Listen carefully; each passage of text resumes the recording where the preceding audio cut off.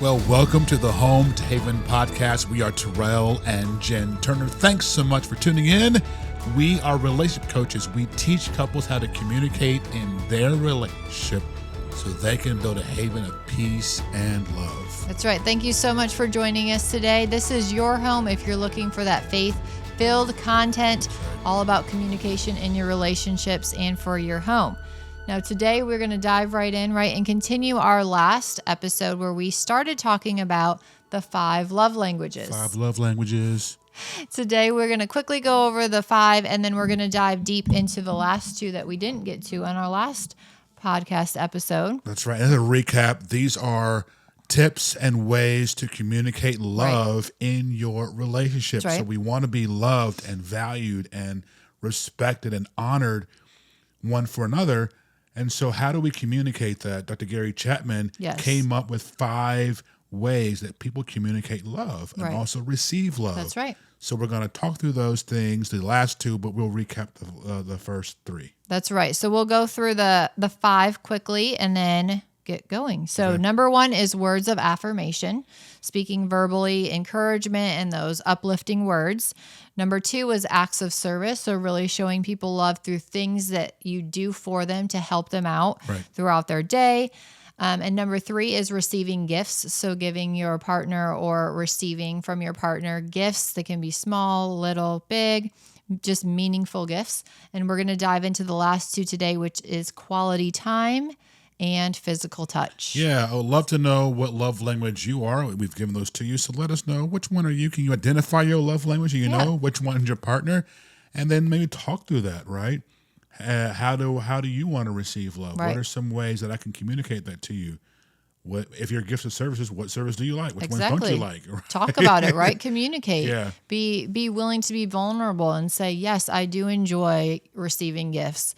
I love it when you buy me something new. Or just be open and honest of how you like to also give love so that when you're trying to show love or trying to communicate that to your partner, that they can Instantly it's like a light bulb. Oh, you know what? They're trying to show me love. I may not feel it as much as they are giving it to me, but you can know the intent behind it.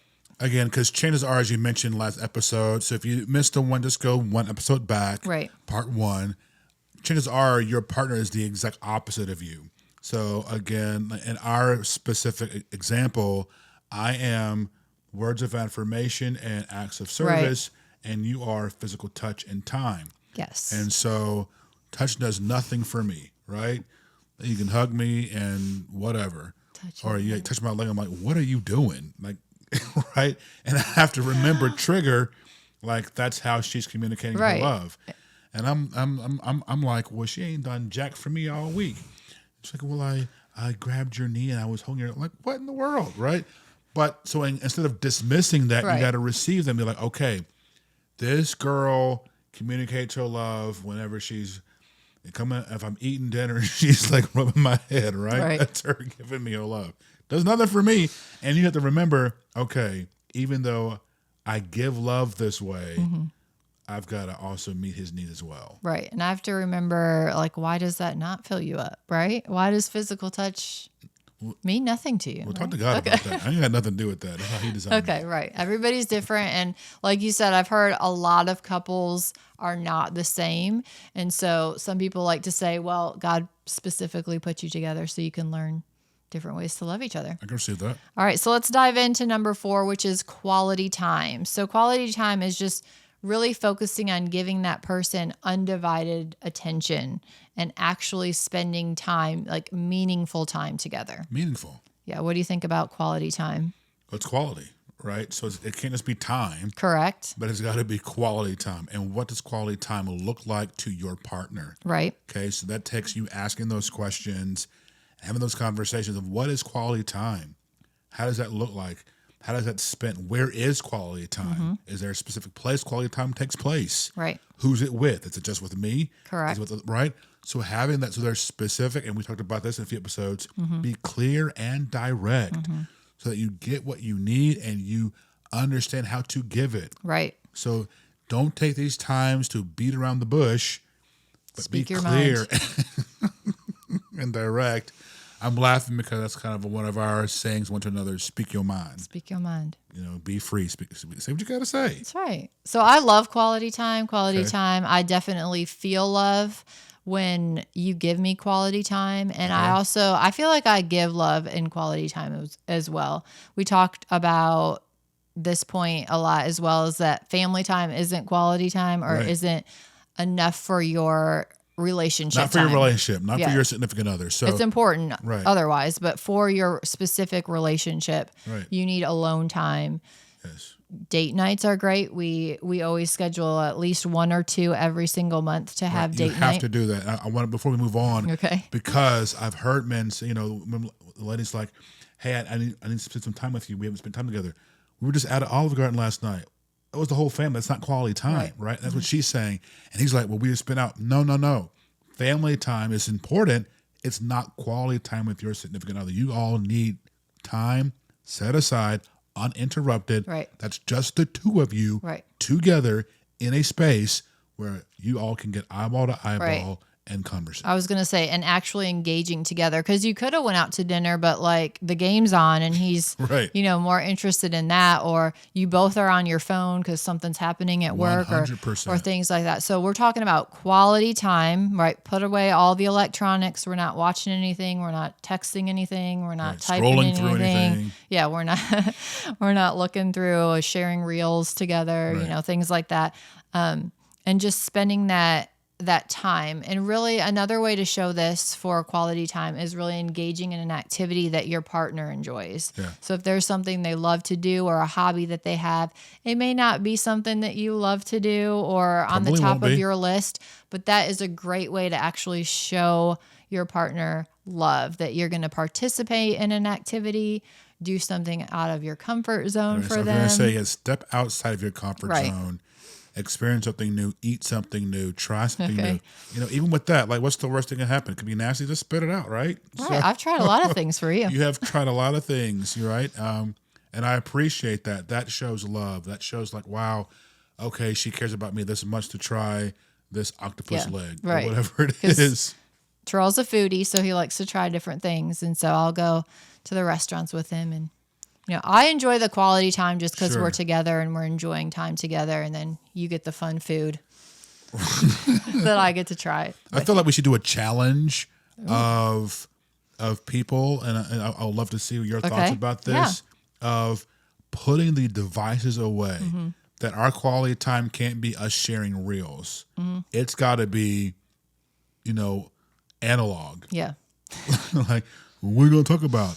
Yeah. So much, right? That's where your relationship is lacking, right? So we got to find topics. Yeah. And hopefully that's not a struggle. Right. We can help you with that. But let's put away the cell phones. Let's put away the socials. Let's put away the television. Let's put away the streaming and the Netflix and the Hulus. Yeah, exactly. And let's have a game night. Let's have a meaningful conversation. Right. I'd been thinking about that, actually doing maybe like a phone-free Friday. Okay. And, either having like a family night, game night, cooking something new, trying a new recipe, or it would be date night and we're not bringing out our phone. We used to do that a lot when we were dating. Like we would literally not take out our phones, because you would look later and say, people would be like, well, why didn't you text me back? And you're like, well, I'm spending time with my girlfriend at the time. I said that? Yeah. And you're like, no. I'm not answering calls or I'm not taking messages during. I did this? Yeah, you did that. That's how you got me. Oh, no. You got to keep that up, right? I do. Especially when you're dating, really. Ooh. Yeah. That sounds like I was in love. And you still are. Woo, I did this? You did that. Okay. I remember specifically. I'm convicted. That you had family members calling and they were like, why didn't you call me back? And you're like, I had to tell him, when I'm with Jen. Well, I do that. Now, sometimes I'll slip things through, but I will say, hey, it's our date night. Gotta go. Right. So. Yeah. So shut down the electronics and see what happens. I love that. Because it's just so overpowering in our lives these days. So that's quality time. As you can tell, I love and give and receive quality time as one of my love languages, which leads us to my second favorite, or my first, which is physical touch. So that's our last love language that we are going to talk about today. And that is just demonstrating and showing your partner love through a gesture or a touch physically. Okay. I can't speak to that because I have no idea what this means. Let me give you some tips of how you can show people that receive physical touch. Okay. So it does, this can be like a simple thing. Okay. You can hold hands as you're walking, Okay. Through the mall or taking a walk. You can hold hands. Right. You can offer them hugs or cuddles throughout the day. Yes. Fill them up that way. Just show affection through, like we talked about before. I'm getting better because I'll grab the kids and I'll do that. Okay. You're showing physical touch. Tally bear. Okay. Of course, just initiating that physical touch or that intimacy. So you being the one to initiate it and not letting the other person always be the first one to initiate it. And that's for anything, like even holding hands, all the way through. And just definitely be attentive to like nonverbal cues of, they just need a quick hug or they just, need to feel a little close. I know sometimes you laughed at this, but if we'll be like sitting on the couch and like our legs would be touching and like that, that helps me, right? That creates like a connection and you're like, I don't get anything out of that. Not at all. So that's another way to show physical touch. So if your partner likes to receive love through physical touch, those are some things you can learn about and show them. Yeah. And again, if you aren't that way, just again, be mindful that my partner needs this. Mm-hmm. They desperately need this. You can prioritize for them to feel loved and appreciated, wanted, valued, attractive, accepted. So keep that in mind. If you're not doing that, they're going to feel like they don't care. They don't love me. Right. They're not with me. We're not connected. And you're thinking you are because you got them a salad from McDonald's because you're acts of service. Right. But they need that touch. And food means nothing to me. So if you get me some food, it's like, I don't even like food. Right. So what you get this me for? And also just to know. Kept that. Right. But again, don't communicate it that way, right? Oh, right, for sure. So watch our words, watch our tones. And remember that we're on the same page. We're working towards the same goal. Mm-hmm. We want each other to be loved. We want each other to feel love and be loved. And so take these steps to communicate that with each other. Communicate love. Make sure every single day, and if you don't do it every single day, but once a week, you are doing a self-check. Did I do this week? Right. Have I shown or expressed love through one of these that my spouse specifically does, that they feel loved, valued, and respected and honored in our relationship? Absolutely. And to know that it's okay if the other person doesn't need that specific way for love language, but not to just dismiss the fact, like, for example, for physical touch, I know that you don't need me to be holding your hand or giving you hugs or touching you throughout the day. But at the same time, don't let that diminish the fact that is how I like to receive love, right? And just be like, well, that's okay. We never have to do it kind of thing, right? So there's a give and take to understanding each other, which is always what we're going to talk and preach about, is that to really effectively communicate, you need to learn to understand your partner. 100%. Understand why they need that. Understand when do you need this? How do I do this, right? So that I hug you the right way. Right. That I, hey, I you know what, Terrell, honestly, sometimes 3-4 hugs is what I need. Mm-hmm. Or, I'm good. Like one hug, I'm fine. Right. Or, communicate that. Or, right, for sure. Or when you see me come in from work, maybe give me 5 minutes, let me cool down. Right. And then come to me, right?